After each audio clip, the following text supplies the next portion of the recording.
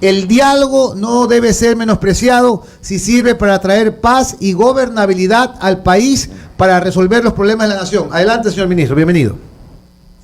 ¿Qué tal, Juan Javier? Buenos días. Muchas gracias por la invitación a este programa. Efectivamente, hoy a veces puede ser que exista una línea un poco gris entre los manifestantes y los desestabilizadores, pero creo que los momentos de crisis son importantes porque son una vitrina para desnudar las intenciones de los actores que se evidencian en todo su esplendor, por decirlo así, respecto de sus intenciones. Y yo creo que estos 18 días fueron una lección para el gobierno, pero también fueron una lección para la prensa, también fueron una lección para el país, también fueron una lección para el movimiento indígena, y creo que cada sector deberá ver cómo saca sus propias lecciones o sus propias conclusiones de esas lecciones. En lo que tiene que ver con el gobierno, nosotros tenemos muy claro que aquí hay organizaciones políticas como UNES que probablemente no están tan interesadas en la estabilidad del país, sino en intentar pescar a río revuelto, y que además hay algunas células bastante violentas que en los momentos de las manifestaciones se activan para producir caos, vandalismo y hasta saqueos.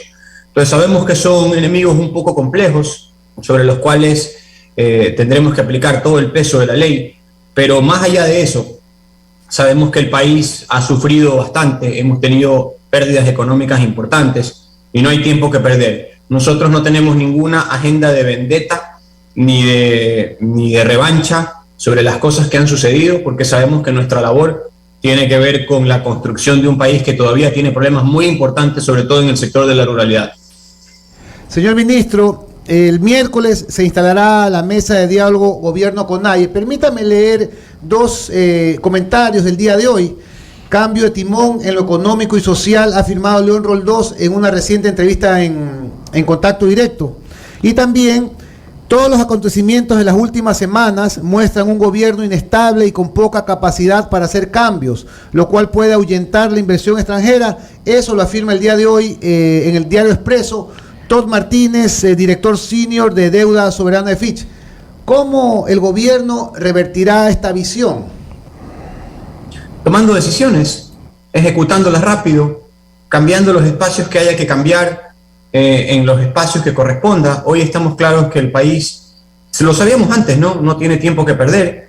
Hemos venido de un proceso muy traumático, como ustedes bien dijeron. Necesitamos entrar rápidamente en un proceso de reconciliación nacional, pero no dejar de tomar las decisiones que nos competen. Y el presidente de la República seguramente tomará medidas esta semana para afinar la máquina. Yo nunca he sido muy ¿cómo puedo decir?, fan de estas apologías del desastre o de estas críticas que a veces no dan cuenta de lo que sucede en el mundo de lo público. Pero estamos claros que la crítica está bien y la crítica tiene que ser bienvenida. Nosotros tenemos que definirnos por nuestros hechos. Y estamos claros que tenemos un proceso acelerado, por ejemplo, de diálogo que tiene que tomar forma esta semana, que tenemos problemas importantes que atender en el sector de la ruralidad y que si es que hay pues carteras de gobierno que no han funcionado de la mejor manera posible, hay que producir de la manera más inmediata los cambios que se requieren para poder acelerar la máquina. Francisco, buenos días, te saluda Carlos de Tomaso. Estoy formando parte del panel. Buenos días. Un gusto, Francisco. Yo quiero hacerte una pregunta puntual y quisiera también tener una respuesta así de puntual. Yo quiero preguntarte si el gobierno nacional, en los diálogos que hubo en estos 18 días, se comprometió de alguna manera a no presentar, no impulsar o retirar alguna denuncia en contra de aquellos autores intelectuales o materiales de los que se presume tuvo participación alguna dirigencia de la CONAIE respecto del cúmulo de delitos que fuimos testigos todos los ecuatorianos, que salían en videos la planificación y luego veíamos en la práctica que se habían llevado la ejecución. Desde el día 1 dijeron, estos se van a tomar, dijeron, nos vamos a tomar carreteras, vamos a tomar pozos petroleros, vamos a tomar infraestructura, vamos a pinchar llantas, vamos a destruir. Bueno, quiero puntualmente que nos digas, y para que la gente, porque es algo que la gente se pregunta, no existe compromiso alguno, porque una cosa, la impunidad no solamente se da por no presentar, la impunidad se da por no impulsar, por retirar o por no hacerse presente como acusador particular. ¿Cuál es la posición del gobierno y cuáles han sido los compromisos respecto a este tema? El acta es pública, contiene el texto de los acuerdos que tiene que ver con medidas que están en el ámbito del gobierno. Nosotros no hemos ni suscrito, ni firmado, ni aceptado ningún compromiso en ese sentido porque no lo podemos hacer. Tú y yo somos abogados y sabemos que una vez que una denuncia está presentada, como no se produce respecto, aparte de la acusación particular de determinada persona, sino que también constituye un potencial delito contra el Estado, es el Estado el que debe investigar. Y nosotros desde el primer día hemos dicho con mucha claridad, no solamente respecto de este caso, sino de los otros casos también, que somos respetuosos del Estado de Derecho y de la institucionalidad. Y tampoco creemos que es sano para un país. Hubo daños directos de impunidad. En particular, Francisco, hubo daños directos a entorno que implica directamente la función ejecutiva, incluso la muerte de un militar. ¿El gobierno va a actuar, va a presentarse como acusador particular en esas denuncias, en esos procesos de investigación penal? Por supuesto que sí. Nosotros no podemos generar ningún escenario que redunde en incertidumbre para la ciudadanía. Como siempre lo hemos dicho, no perseguimos a nadie, pero también tenemos que aplicar la ley. Y en estos días sucedieron algunas cosas que no pueden dejar de ser sancionadas y los aparatos de administración de justicia deben poder funcionar. Y nosotros no vamos a intervenir de ninguna manera, bajo ningún concepto en ese funcionamiento. Francisco, ¿qué tal? ¿Cómo estás? Te saluda Esteban Novoa, un gusto poder tener esta entrevista. Hola Esteban, buenos días. En esa misma línea, hoy está previsto que se celebre la audiencia de juicio del señor Issa. Realmente ya él tuvo su audiencia de formulación de cargos, en donde el cargo que se le imputa es la paralización de servicios públicos y pues el parte policial fue la evidencia de la flagrancia que se legalizó en esos momentos. El gobierno, siguiendo la línea de conversación que estamos teniendo con Carlos y contigo, el gobierno ha decidido no interponer una acusación particular. Se puede entender luego de haber tenido pues esta reunión en donde suscribieron el acta y se acabó el paro. Ahora bien, y esto está en manos de la Fiscalía y de los jueces. Ahora bien, ¿qué se va a hacer con los demás? Es decir, el gobierno no va a denunciar a nadie más, simplemente se va a dejar que la policía, si es que lo hace, u otras entidades interpongan las denuncias correspondientes.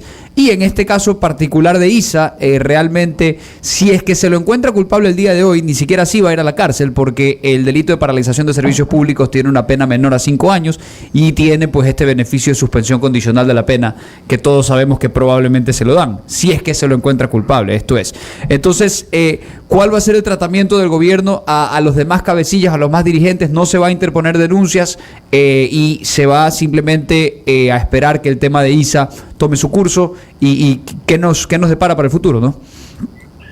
Yo creo que un Estado y un gobierno tienen que tener la claridad de que deben solucionar los problemas sociales, y eso supone a veces líneas delgadas entre una cosa y otra, pero nosotros siempre hemos dicho dos cosas. Primero, que estamos abiertos al diálogo con resultados para afrontar los problemas que tiene el país, pero segundo, que tenemos que aplicar la ley. No podemos mirar a otro lado. No tenemos margen de maniobra que no sea el de llamar a las cosas como son. Y si es que aquí hubo procesos de vandalismo, de ataque contra bienes públicos, contra la seguridad de las personas, peor aún en el caso de la muerte de un militar, estamos obligados a actuar. Yo seguramente hoy día conversaré con el secretario jurídico, seguramente él también conversará con algunas otras instituciones que son parte del gobierno, y seguramente se tomará una definición, pero nosotros, yo quiero que lo tengan claro, porque la ciudadanía debe tenerlo claro.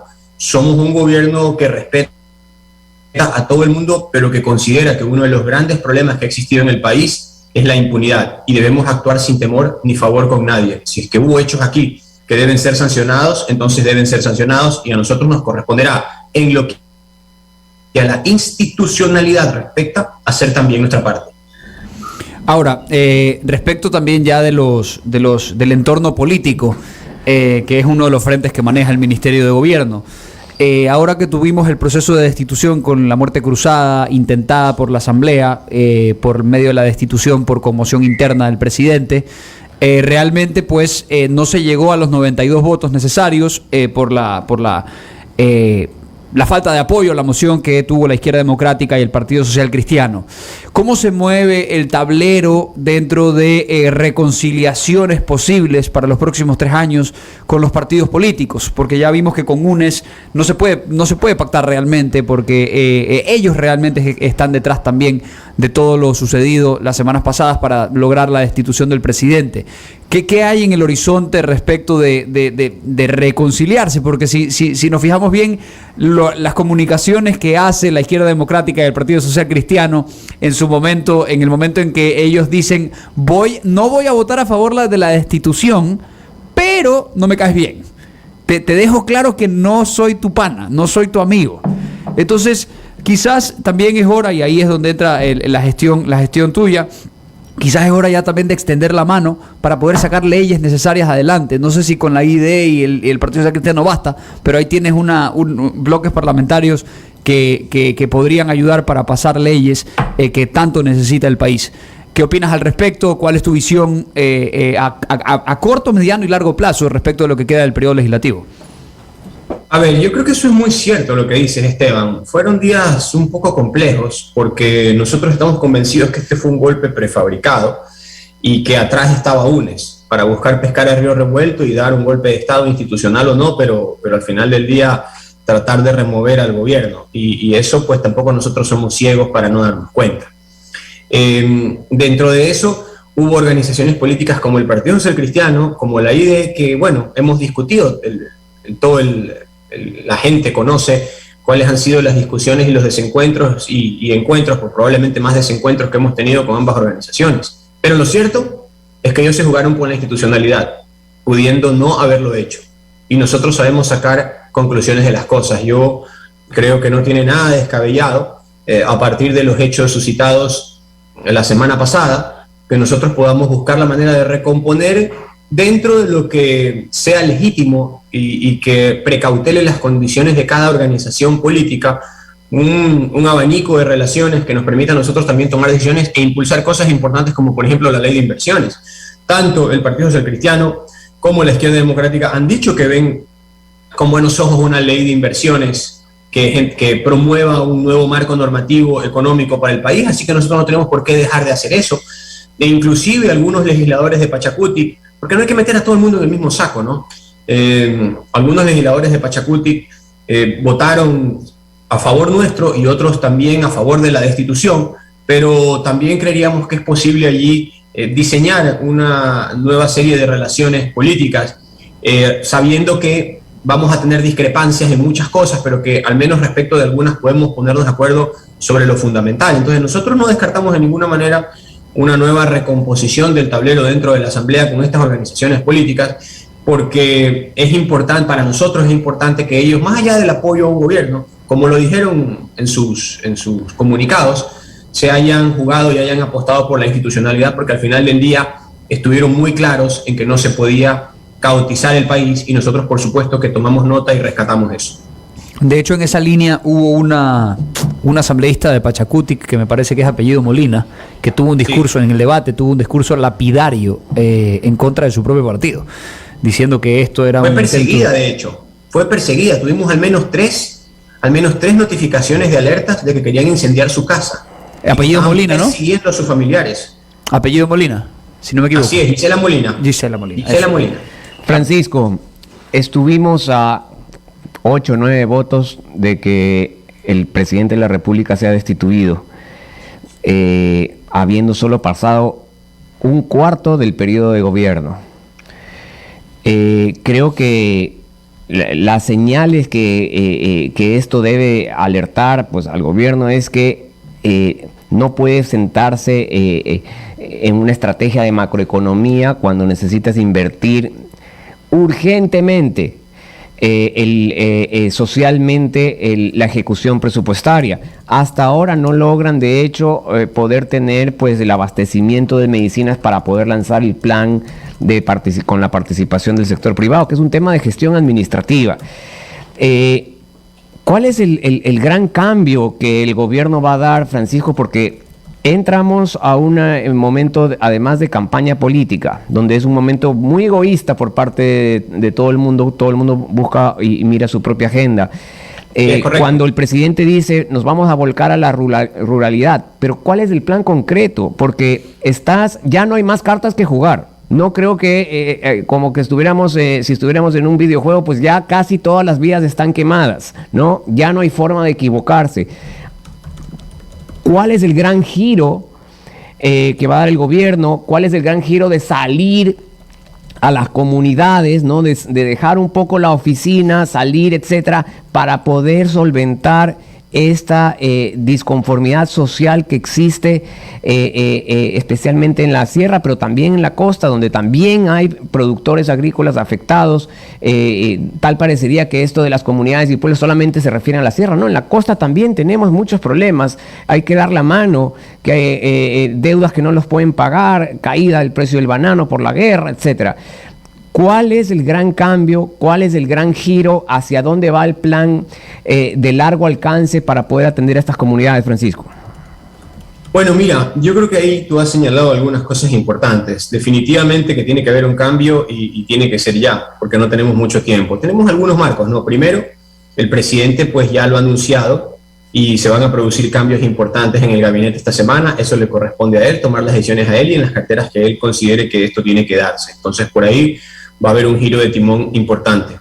Segundo, está claro que tenemos que estar mucho más en territorio. Yo creo que el primer año fue caracterizado por poner la casa en orden, por decirlo así. Estábamos ante el escenario de un Estado quebrado, en medio de una pandemia que no había podido ser resuelta. Hoy, pues eso en cierta forma es cosa del pasado, porque por lo menos hoy ya se pueden pagar las cuentas e invertir algo en el sector social. Y además hemos superado tal vez el 90% de los aspectos más graves de la pandemia, entonces hoy estamos parados en otra situación.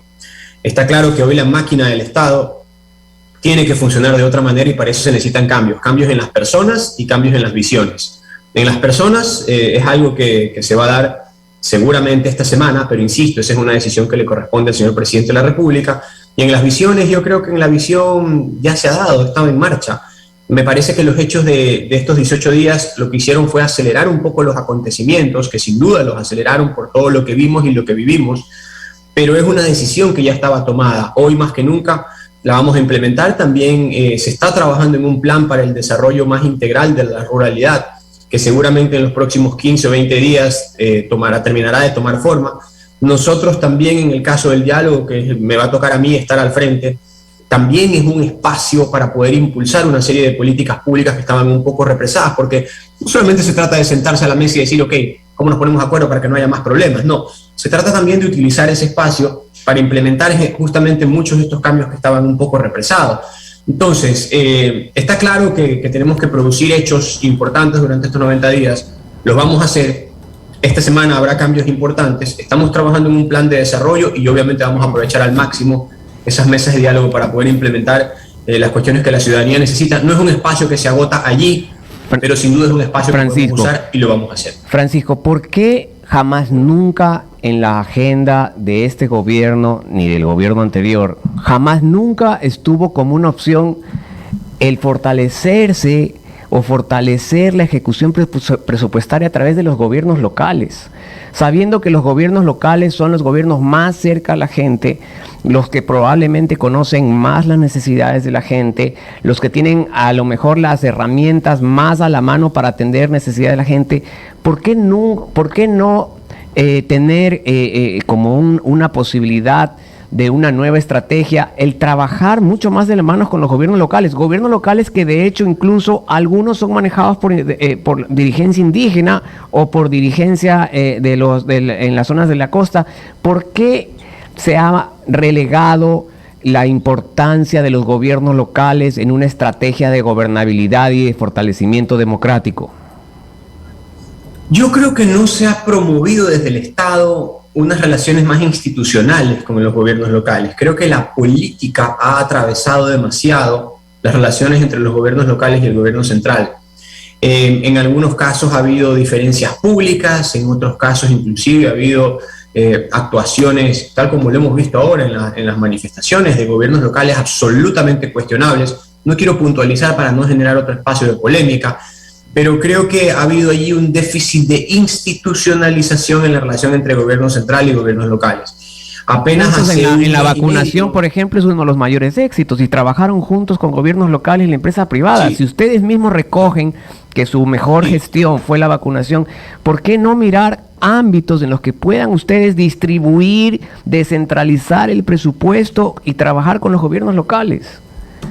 Mira que en el tema de la seguridad hicimos el primer encuentro entre gobiernos locales y gobierno central hace apenas menos de 2 meses.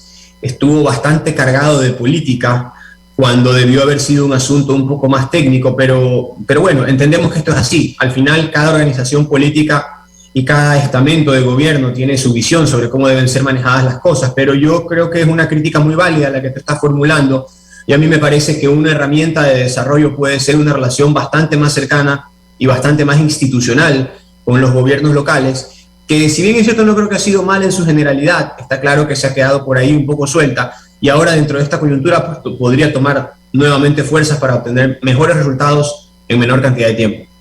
De hecho, el día de ayer, me parece que ayer o el sábado, Gabriela Calderón publicaba un artículo muy interesante sobre la posible delegación que el gobierno central podría tener de los subsidios a los gobiernos locales para que los gobiernos locales manejen los subsidios con las asignaciones presupuestarias.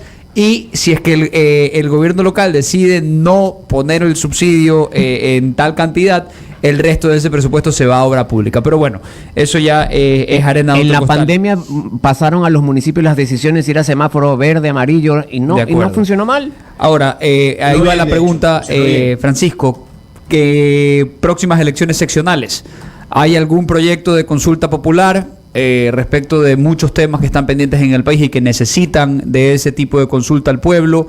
¿Hay algún proyecto de estamos a tiempo? Te pregunto, realmente no lo sé, si es que estamos a tiempo de todo el proceso que necesita una consulta para aprobarse en la Asamblea, luego en el CNE, luego en la Corte Constitucional. Es una especie de camino como de Herodes a Pilato el lograr aprobar una consulta.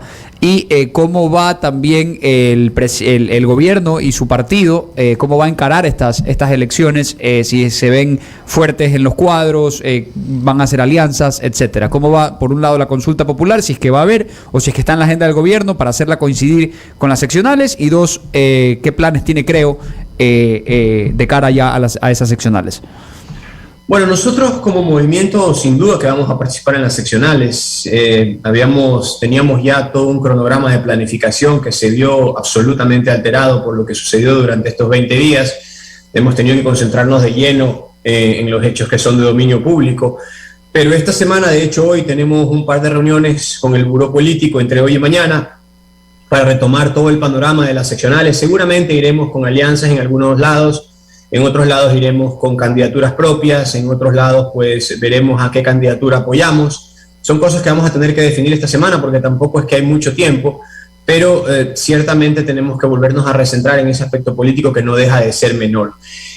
También hay otras cuestiones ahí de gobernabilidad que son importantes, que tendremos que darnos esta semana. Como les digo, todo está un poco fresco, ¿no? Porque apenas el jueves se firmó la paz, el viernes pues empezamos a volver a replantear algunas cosas y seguramente en esta semana estaremos tomando definiciones al respecto, pero está claro que el movimiento también tiene que sacar sus propias conclusiones de lo que ha sucedido en estos días, diseñar un panorama coherente eleccionario. Y en lo que tiene que ver con la consulta popular, es algo que siempre hemos tenido allí. Lo que ha mutado no es la intención de la consulta, sino las preguntas de la consulta. Inicialmente teníamos previsto que se trate de temas económicos, temas de seguridad y temas institucionales, pero hoy por hoy existe una tendencia, por decirlo así, dentro del gobierno que hace pensar que a lo mejor deberíamos concentrarnos solamente en temas de seguridad, que tal vez no estamos tanto para enfocar los temas económicos, que mal que bien se pueden manejar a través de ciertos consensos y ciertos acuerdos en la Asamblea, y que los temas institucionales pues es mejor tal vez no tratarlos ahorita, y que probablemente en lo que hay coincidencia respecto de todo el país es en que debemos abordar los problemas de seguridad. Entonces, esas son las definiciones que estaremos tomando esta semana. No hemos abandonado la consulta popular, siempre estaba allí, ha mutado un poco en sus contenidos, pero ya va siendo el tiempo de definirlos, y yo creo que no vamos a alcanzar a hacerla antes de las seccionales, sino que van a coincidir con las seccionales, pero creo que hay muchas probabilidades de que tome forma para las seccionales, porque esa oportunidad no se puede dejar de lado. Agradecemos por el tiempo que ha dado esta entrevista a Francisco Jiménez, ministro de Gobierno, y que los cambios, Francisco, los cambios que vienen dentro del gobierno en las próximas horas, los golpes de timón en lo social y económico, alcancen para afianzar al gobierno en una democracia plena y que sirvan para que en los próximos 3 años sean de estabilidad y sobre todo para enrumbar al país, Francisco. Así es, así será, con el apoyo de la ciudadanía y nosotros vamos a hacer lo que esté en nuestras manos y lo que nos corresponde como gobierno para que estas condiciones de estabilidad, de progreso, de justicia sean efectivamente una realidad. Sabemos que venimos del escenario de un país muy maltratado, con muchas fracturas, con muchos hechos que sucedieron en los últimos 15 años, con un escenario de confrontación que no podemos permitir. Vamos a actuar dentro del marco de la ley, con respeto absoluto de la Constitución, pero también con la serenidad y la firmeza que debe caracterizar a un gobierno genuinamente democrático.